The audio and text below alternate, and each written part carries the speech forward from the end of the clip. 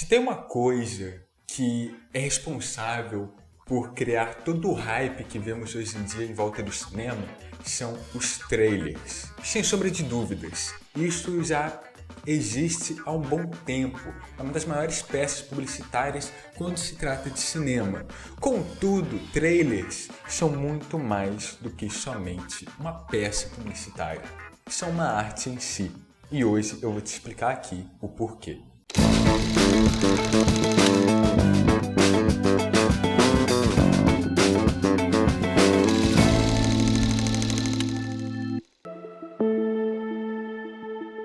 Guardiões da Galáxia 3 vai enfim chegar aos cinemas trazendo o desfecho dessa trilogia do universo Marvel. E quando eu fui conferir o trailer do filme, o primeiro trailer, eu tive sensações diversas referentes ao como esse trailer despertava certas emoções em prol do filme. E com isso, eu pensei em como falar sobre trailers sem falar necessariamente de filmes. Porque quando a gente olha para trailers, percebemos que eles por si só funcionam até mesmo de maneira independente. Mas antes de começarmos, eu queria falar um pouco sobre 3 etapas que esse trailer precisa passar para o seu público, porque com isso vamos entender um pouco melhor como funcionam os trailers em si. Vamos pegar dos Guardiões da Galáxia. Ele tem 3 etapas básicas. O primeiro, contextualizar a história. Por quê? Ele é um filme do universo Marvel. Logo, muitas coisas que acontecem em filmes anteriores, a gente acaba perdendo ou certas pessoas nem viram os filmes anteriores. Então, a primeira etapa é contextualizar a história. A segunda etapa é, pensando esse filme como um filme final de trilogia, ele em si é responsável, precisa ser responsável, por transmitir um sentimento de despedida, mostrando ali que esse é o desfecho final dessa franquia. E com isso, a segunda etapa é passar esse sentimento de despedida. E a terceira etapa, que de certa maneira é a mais simples, por mais que algumas vezes alguns trailers se confundam com isso. Basicamente, todo trailer também é responsável por transmitir o tom daquele filme. E o que eu falo com tom? É basicamente, se ele é um filme de ação, ele precisa passar a ideia de ser um filme de ação. Se ele é um filme de ação com comédia, ele precisa também passar um filme de ação com comédia. Não queremos um trailer onde é um filme de ação, mas passa a ideia no trailer de ser um drama.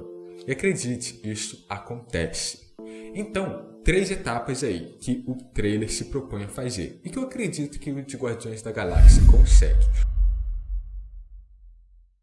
Primeiramente, vamos analisar a obra em si ali que vemos, esse trailer de 2 minutos.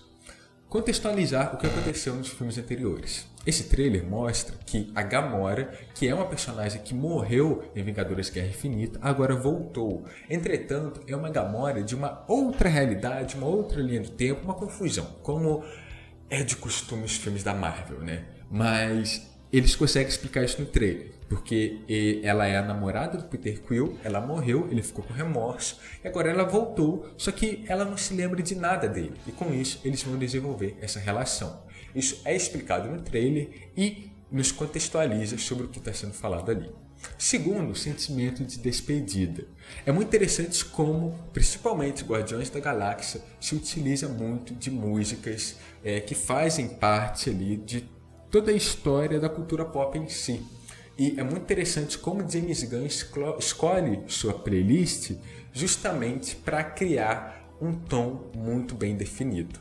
E durante o trailer nós vemos como eles conseguem contextualizar isso bem, inclusive colocando uma headline, digamos assim, colocando uma frase de efeito, que é: está na hora de encarar a última música, It's time to face the music, basicamente em inglês. Que é basicamente o show de despedida de artistas, digamos assim, quando sobem ao palco e cantam a sua última música. Então é basicamente isso. Fora, é claro, a edição do filme, que, como eu falei, precisa passar um tom. E qual é o tom desse filme? É um filme de ação com comédia. Entretanto, sendo um filme que encerra uma trilogia, ele também vai ser responsável por passar sentimentos ali melancólicos e tristes de despedida. E como eles fazem isso? Bem, isso é o segredo da magia da edição. Porque basicamente ali quando eles vão construir o trailer, o editor ele recebe várias imagens diferentes para ele compor ali aquele trailer. E passando esses 3 tons que eu citei, como é que ele pode fazer isso? Ele encaixa uma cena cômica de uma piada rápida que está no filme. 2, ele coloca ali uma sequência de ação que provavelmente vai ser uma grande sequência no filme. E 3, ele coloca cenas desconexas de personagens que estão tristes ou estão ali em um momento de luto. E tudo isso está presente no trailer de Guardiões da Galáxia. Definindo tudo isso, ele passa claramente a mensagem que o filme se propõe. E há uma arte em si nisso, sem sombra de dúvidas. Porque é com isso que nos é permitido contar uma história em 2 minutos. E indo um pouco além, há outros bons exemplos que podemos pegar para falar sobre isso. E um deles é o trailer de Godzilla 2. Its original and rightful rulers, the Titans. For thousands of years, these creatures have remained in hiding around the world. And unless all the Titans are found, our planet will perish, and so will we. Godzilla 2 é um filme que, honestamente, quando eu fui ver no cinema, eu gritei, surtei. Olha, é o tipo de filme que é a experiência do cinema em si. Porque ele não é um filme que vai ser aclamado pela crítica ou vai ter até uma desconstrução social foda. Não. Pelo contrário, você está indo ver esse filme para ver criaturas gigantescas caindo na porrada franca. E é basicamente isso. Só que, vamos lá. Como é que um trailer vende um filme desse sem demonstrar que o filme é só isso, de certa maneira? E eu me surpreendi muito quando vi o primeiro trailer, porque ele se propõe a algo bem diferente. A gente tem essas criaturas gigantescas, o Godzilla, a Mothra, o Ghidorah, que são essas criaturas ali da mitologia do personagem. E são todas criaturas gigantescas. Mas há uma sacada na narrativa desse filme que é o quê? Abordar essas criaturas como se eles fossem os reais moradores da Terra. Como se nós fôssemos os invasores. Fazendo um contraponto com o nosso período atual, né? Nossa realidade, com o desmatamento, a extinção dos animais. Então eles têm esse contraponto interessante. E o que o trailer transforma? Ele decide sair ali por um outro caminho. Ao invés de mostrar só o épico, ele mostra o quão belo essas criaturas podem ser. Trazendo ali até mesmo uma trilha sonora com uma música clássica, que é algo que você não pensaria em ver em um filme de monstros gigantes, sabe? Mas com isso, durante o trailer, vendo as cenas ali exaltando a beleza dessas criaturas, por mais grotescas que sejam, é algo que simplesmente mostra um contexto que aquela pessoa responsável pelo trailer é capaz de pôr ali, mostrando luzes, colocando ali fotografias, cenas que mostram basicamente tudo que esse filme realmente se propõe, mas não além, colocando uma camada adicional nesse filme, trazendo ali uma beleza ainda maior. É impressionante, porque Godzilla 2 é o tipo de filme que eu lembro das lutas, eu lembro até um pouco da narrativa, mas eu lembro muito mais do trailer do que do próprio filme em si, mostrando a potência que isso é capaz de fazer conosco. Mas é claro, continua sendo uma peça publicitária de certa maneira.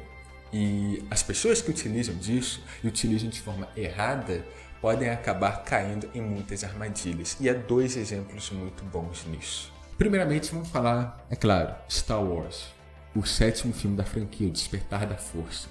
E por que eu vou falar isso? Porque esse trailer desse filme, ele é a maior ódice em prol do que é o marketing para valorizar em 100% o seu produto.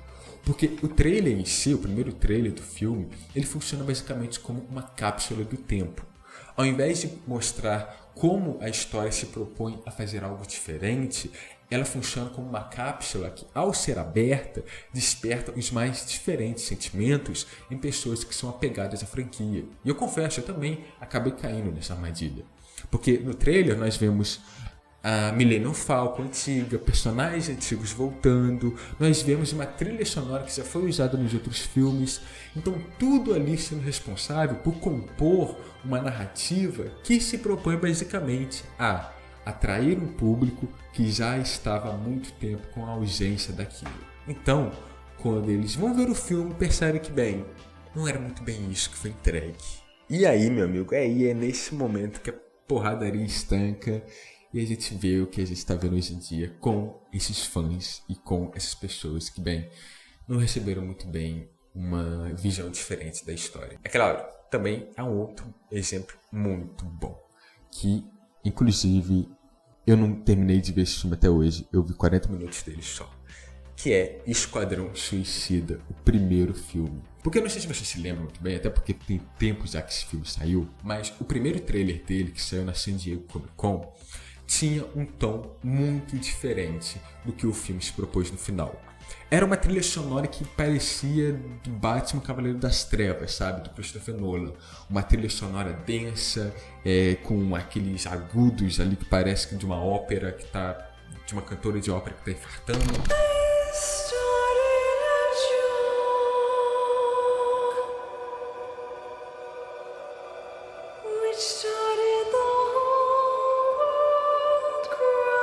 Assim, ao mesmo tempo, ele passava uma intensidade ali no trailer de ser essas pessoas desconexas, que agora se uniram, esses vilões que se uniram para se tornar uma equipe. Toda essa seriedade que o universo estava se propondo passava no primeiro trailer. Só que aí o que acontece? Batman vs Superman dá errado. É um filme que não arrecada $1 bilhão, que era o que ele se propôs. E aí eles pensam em mudar a narrativa e mudar o tom do filme de Esquadrão Suicida, se aproximando mais do próprio Guardiões da Galáxia. E aí o que eles fazem? Eles fazem aquele trailer que é lembrado até hoje com a trilha sonora de Bohemian Rhapsody do Queen. Que, vamos ser honestos, você sem dúvida lembra desse trailer, mas você não deve lembrar de porra nenhuma do filme, porque é basicamente isso. Eu honestamente não lembro de basicamente nada do filme, tirando talvez a Arlequina. Mas eu lembro do trailer, eu lembro de como eles sincronizaram várias cenas ali, parecendo Baby Driver do Edgar Wright. Sincronizaram um cara recarregando a arma junto com a música, abrindo uma latinha de coca. Então, assim, um trailer épico, todo sincronizado, passando ali que é um filme elétrico. Can't wait to show you my toys. Mas, novamente, já diferente do primeiro e se propondo a algo diferente do segundo. Então, sabendo que a gente vai chegar lá no filme e receber algo muito diferente. Então, isso, além de mostrar o poder dos trailers, o que eles têm sobre a gente, mostra também a importância da edição em si. Porque se um editor pega filmes como, por exemplo, O Senhor dos Anéis, Vingadores, e ele decide estragar o filme, ele pode e consegue fazer isso. Porque ali ele é responsável por construir a narrativa que aquele filme vai se propor. Então, basicamente, o que eu quero falar aqui é: trailers se tornaram uma cultura em si, se tornaram materiais próprios e isolados. Um bom exemplo disso é como se criou no próprio YouTube uma cultura de reacts de trailers e de reacts em conjunto de várias pessoas diferentes reagindo a trailers. E isso dá muito certo, porque mostra diferentes reações que as pessoas têm com esse trailer. E, novamente, é uma peça publicitária, mas pode ser também muito mais do que somente isso. Basta ver as edições e editores aí em volta de todo o YouTube que fazem montagens com suas séries e filmes favoritos. Trailers são muito mais do que simplesmente uma peça de marketing. É também algo em si isolado, contido na sua própria narrativa, na sua própria construção. Então vamos valorizar e, indo um pouco além disso, vamos perceber que muitas das vezes a gente pode estar sendo enganado. Mas, pelo menos, a gente tem um trailer aí para rever de vez em quando.